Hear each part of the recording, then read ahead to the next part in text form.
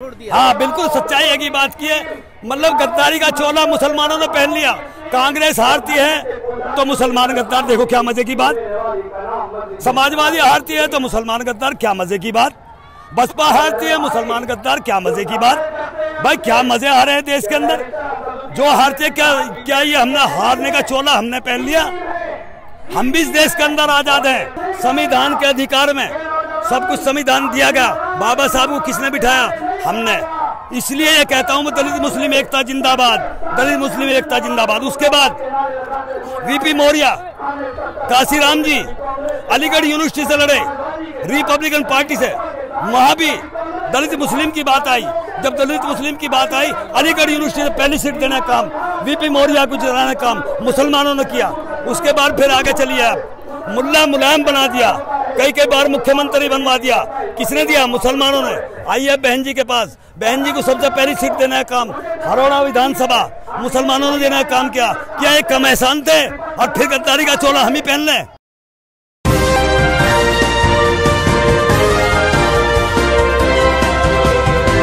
मसूरी में मैं इस वक्त मौजूद हूं क्योंकि लगातार जो है 2022 की जो सियासत है वो तेज हो चुकी है।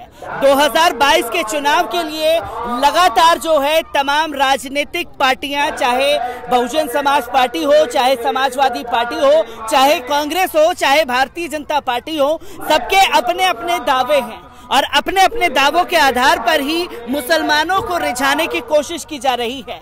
पर सबसे बड़ी चीज जो उत्तर प्रदेश के चुनाव में देखने को मिल रही है वो है बैरिस्टर असदुद्दीन ओवैसी की सियासत मुस्लिम लीडरशिप पर। आखिरकार उत्तर प्रदेश में ही नहीं देश के मुसलमानों को क्या मिला है और आखिरकार तमाम राजनीतिक पार्टियां, चाहे समाजवादी पार्टी हो, चाहे बहुजन समाज पार्टी हो, मुसलमान क्यों खफा हैं इसके बारे में जानेंगे।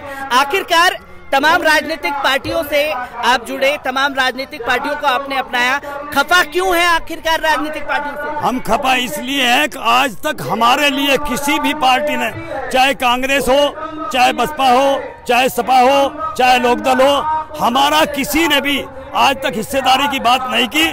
और आज तक हमारा कोई भी मतलब हमारे लोगों को ज्यादा सताया गया, क्योंकि हमारे लोगों को ज्यादा सताया गया है। इससे पहले भी जैसे कि अगर बात की जाए समाजवादी पार्टी के कद्दावर नेता आजम खान हैं, उन्हीं की जगह पर अबू आसिम आजमी यूपी के चुनाव में हर जगह जा रहे हैं और ये कह रहे हैं कि जो मुस्लिम हिस्सेदारी की बात करेगा वो पाकिस्तान चले जाए। तो कैसे देखते हैं? मैं फिर से आपसे जानना चाहूंगा, आखिरकार राजनीतिक पार्टियों से खफा क्यों है मुसलमान? अबू आजमी मेरे छोटे बेटा भी हो सकता, भाई भी हो सकता, लेकिन उसका दिमाग जो है कंफ्यूज हो गया है, वो गलत बोल रहा है बिल्कुल कतई। ऐसे नहीं कहना चाहिए। हम हिंदुस्तानी हैं, हिंदुस्तानी ही रहेंगे। उसके कहने से हम पाकिस्तानी नहीं हो जाएंगे। पाकिस्तान से हमारा क्या लेना देना है? यही खाते हैं, यही पीते हैं, यही पले, यही बड़े, इसी मिट्टी में हमारा खून है, इसी मिट्टी में दफन होते हैं, इसी मिट्टी में जीते हैं, इसी मिट्टी में मरते हैं। आज हम अबू आजमी को अकल नहीं है, वो बेअकल आदमी है, वो ऐसी बात कहता, गलत कह रहा है वो। क्या समाजवादी पार्टी में अबू आसिम आजमी आजम खान की जगह ले पाएंगे?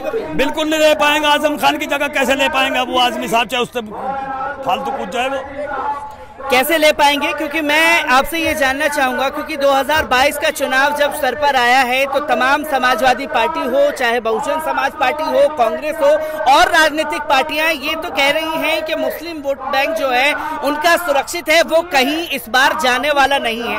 मुस्लिम वोट तो ले लिया जाता है पर हिस्सेदारी की बात कभी नहीं की जाती। जब हक और हुकूक की बात आती है तो उसके लिए तमाम राजनीतिक पार्टियां भी नजर नहीं आती। तो कैसे देखते हैं इन सब चीजों? बिल्कुल सही बात, आपने बहुत अच्छा सवाल किया आपने।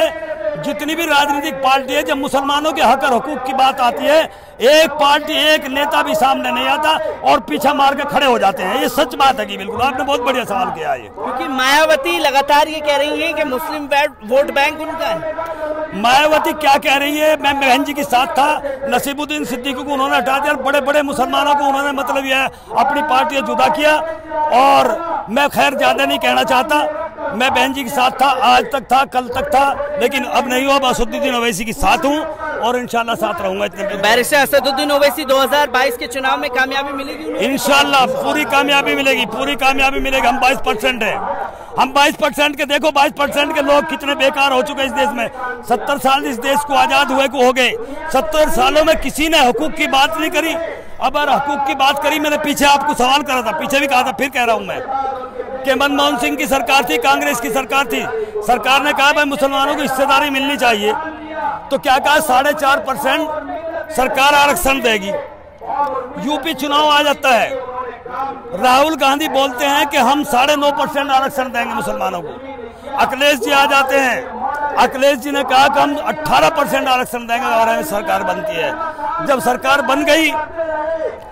बन गई, शिक्षा, सुरक्षा और रोजगार के लिए वादा किया था अखिलेश जी ने मुसलमानों से। क्या मिला मुसलमानों को? सारे जितनी 3 भर्तियां हुई है, 3 भर्ती, तीनों भर्तियों के अंदर सारे यादव भरे गए। कौमी परस्त चला खूब जबा के मुसलमानों का, कि अगर मैं मानता मुसलमानों का मुल्ला मुसलमानों ने बनाया। क्या 2% के जाटों से, क्या 2% के उनसे यादव से क्या मुख्यमंत्री बन जाता? जितनी बार बनाया मुसलमानों ने मुख्यमंत्री बनाया, जितनी बार काम करा, अखिलेश को मुख्यमंत्री बनाया, मुलायम को मुख्यमंत्री बनाया, मुल्ला मुलायम बना दिया। किनका काम था? मुसलमानों का काम था। ऐसे बहन जी को कई बार 4 बार मुख्यमंत्री बनाने का काम करा, वो मुसलमानों का काम था। कांग्रेस को 35-40 साल राज करवा दिया, 400 सीट आई, वो मुसलमानों का काम था। लेकिन मुसलमानों को क्या दिया? जरा एक जवाब तो दे, खड़े होकर पंचायत के अंदर कहीं बोल कर दिखाएं कि मुसलमानों को क्या दिया। खून के लोथड़े, ज्यादा कहना नहीं चाहता मैं, क्योंकि 2000 आदमी हूं मैं। क्योंकि 2017 के चुनाव में जब बहुजन समाज पार्टी हारी, 2017 में जब समाजवादी पार्टी हारी, कांग्रेस हारी, तो सबने ठीकरा जो है वो मुसलमानों के सर पर फोड़ दिया। हाँ, बिल्कुल सच्चाई है की बात की है। मतलब गद्दारी का चोला मुसलमानों ने पहन लिया। कांग्रेस हारती है तो मुसलमान गद्दार, देखो क्या मजे की बात। समाजवादी हारती है तो मुसलमान गद्दार, क्या मजे की बात। बसपा हारती है, मुसलमान गद्दार, क्या मजे की बात। भाई क्या मजे आ रहे हैं देश के अंदर। जो हारते क्या ये हमने हारने का चोला हमने पहन लिया। हम भी इस देश के अंदर आजाद हैं। आजादी बाबा साहब भीमराव अंबेडकर ने जो संविधान दिए, उनके संविधान के मुताबिक देश में तो बहुत कुछ हो रहा है। इन बात को तो छोड़ दीजिए, आप क्या नहीं हो रहा। सब कुछ बोल रहे हैं, असदुद्दीन ओवैसी साहब सब कुछ बोल रहे हैं सब, लेकिन हमने लोगों के एहसानात किए। बाबा साहब भीमराव अंबेडकर, वहीं से स्टार्ट कर रहा हूँ। बाबा साहब भीमराव अंबेडकर को हमारे देश के लोगों ने, जो पूंजीपति लोग हैं, उन्होंने ये कह दिया था कि अगर ये दलित का बेटा संविधान लिखने लायक हो गया, ये जीत गया। टिकट मत, तो कांग्रेस ने टिकट नहीं दिया, मुसलमानों ने टिकट देकर, मौलाना इस्माइल खां बंगाल वाले मुस्लिम लीग से टिकट देकर, बाबा साहब की जीवनी पढ़ लेना, टिकट देकर जिताने काम किया। जिताने काम करने के बाद में संविधान लिखा गया। संविधान के अधिकार में सब कुछ संविधान दिया गया। बाबा साहब को किसने बिठाया? हमने। इसलिए ये कहता हूं मैं, दलित मुस्लिम एकता जिंदाबाद, दलित मुस्लिम एकता जिंदाबाद। उसके बाद वीपी मौर्य, काशीराम जी अलीगढ़ यूनिवर्सिटी से लड़े, रिपब्लिकन पार्टी से। वहां भी दलित मुस्लिम की बात आई। जब दलित मुस्लिम की बात आई, अलीगढ़ यूनिवर्सिटी से पहली सीट देने का काम वीपी मौर्य को जिताने का काम मुसलमानों ने किया। उसके बाद फिर आगे चलिए आप, मुल्ला मुलायम बना दिया, कई बार मुख्यमंत्री बनवा दिया। किसने दिया? मुसलमानों ने। आइए बहन जी के पास, बहन जी को सबसे पहली सीट देने का काम हरोड़ा विधानसभा मुसलमानों ने देने का काम किया। क्या एक कम एहसान थे और फिर गद्दारी का चोला हम ही पहन लें? तो अब हमारे असदुद्दीन ओवैसी साहब आ चुके हैं, हमारा कोई रहबर नहीं था, हमारे रहबर आ चुके हैं। पार्लियामेंट के अंदर जो है कहता है जय भीम जय मीम, जय भीम जय मीम, सब नारा लगाओ, बोलो भाई सब। दलित मुस्लिम एकता जिंदाबाद, जिंदाबाद जिंदाबाद, दलित मुस्लिम एकता जिंदाबाद, जिंदाबाद जिंदाबाद, जय भीम जय मीम, जय भीम जय भीम, जय भीम जय मीम। तो ये यूपी के, उत्तर प्रदेश के समझदार मुसलमान हैं जो लगातार राजनीतिक पार्टियों के इस खेल को भी समझ रहे हैं, और जब हार जाते हैं तो ठीकरा और गद्दारी का तमका जो है वो मुसलमानों के ऊपर फोड़ दिया जाता है। यूपी की जनता समझदार है। कैमरामैन दानिश के साथ मैं नदीम अकरम, पल पल न्यूज़।